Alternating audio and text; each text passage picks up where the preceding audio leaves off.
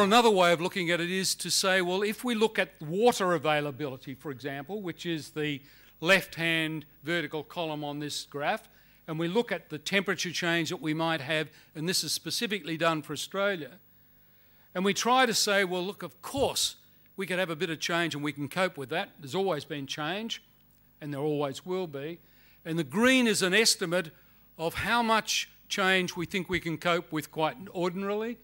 The yellow is an estimate of how much we think we can cope with by changing people's behaviour, changing the agriculture. In Melbourne, it's putting pipelines across the mountains, putting in desalination plants, doing a whole pile of things that are not all that popular. But that's the yellow area. That's what you're doing here in Perth, but we're doing it in other cities around Australia at the moment. It's adaptation. The red is areas where we run out of ideas. And for water and for coastal management and for biodiversity, that happens at 2 degrees. So the Europeans got it right in the sense, from our perspective, that something like a 2-degree change looks like being dangerous because, in fact, we don't know how we're going to cope with it. These are the temperature changes expected by 2030. Okay, 20 years from now, warming everywhere in Australia. This is the rainfall change. The yellow through to orange colours is loss of rainfall. So you look at the right-hand graph, you'll see the annual average loss of rainfall for most of the country. We're not unique in this. This applies to all parts of the world in which the high-pressure ridges that cause the current low rainfall and desert areas of the world intensify and move poleward. So it applies to Spain, to France, to Italy, to Greece, all of these countries in a similar way to us, but not other countries. In the case of Norway, they're expecting a doubling of rainfall in those areas. Loss of rainfall, I think, though, is for us as a country extreme. I should have added also California for our US guests.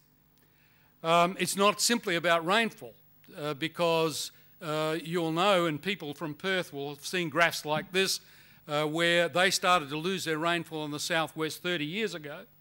But the impact on the catchments was much more important than the rainfall loss. We've lost rainfall in Melbourne. These are Melbourne catchments, and we've lost almost 40% of our available water.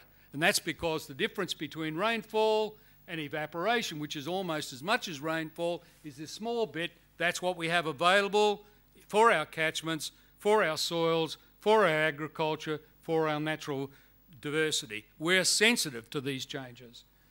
The energy side of things, this is not a prediction, this graph, but what it is about where we might go and how we might think tomorrow and over the next few days about energy futures.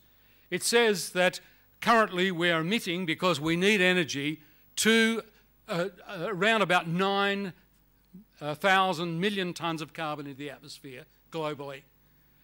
And we know that the oceans can soak up, that's what I did 25 years ago in my research, to find out how fast can this go into the oceans. It's about 2,000 million tonnes.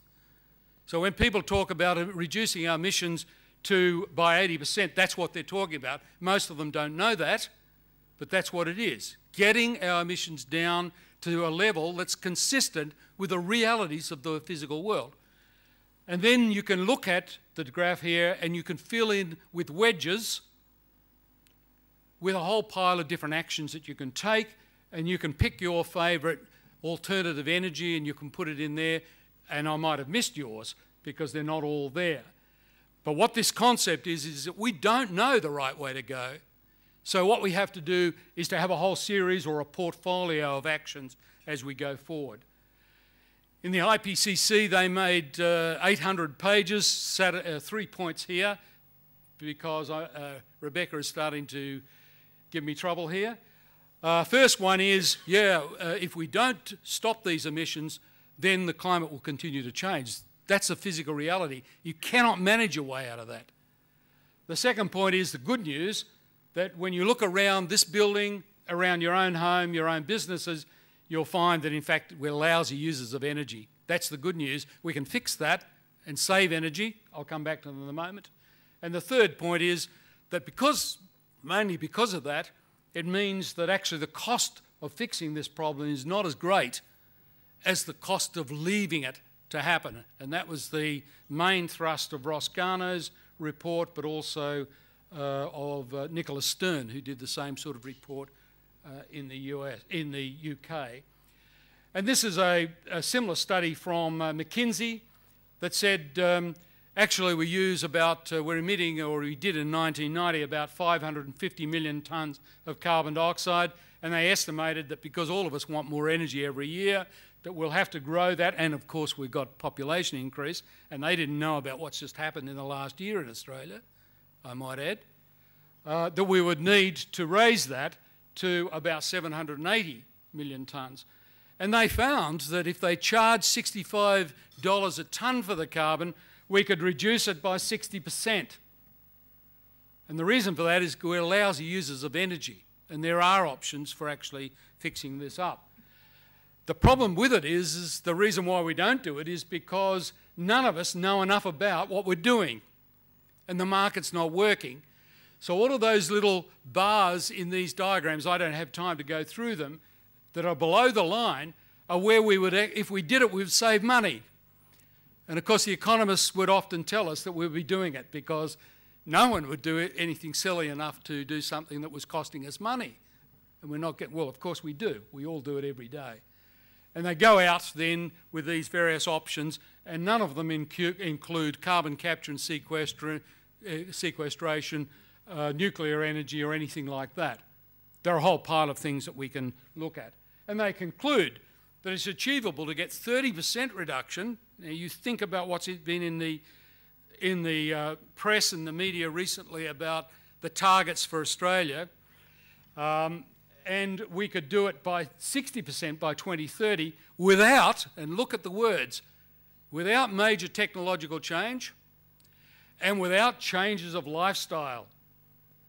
This was not a green left-wing company that decided this. This was McKinsey that decided this.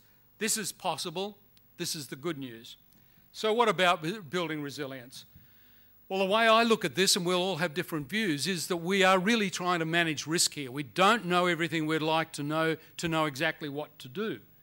And what that is, it's about weighing the probability that something might happen here, that maybe these scientists are right, against the fact that if they are right, the magnitude of the impact is large. And that's the risk. And that leaves us with an exposure or a risk that will be compensated to some extent because we can adapt. And I could give you stories about all sorts of things that are happening to birds and the genetics of fruit flies and things out there already that are actually spontaneously responding to what's happening already. But there's still a remaining vulnerability for which we need then to force some adaptive changes to maintain resilience, and that's really what we're after. We want resilience in the longer term.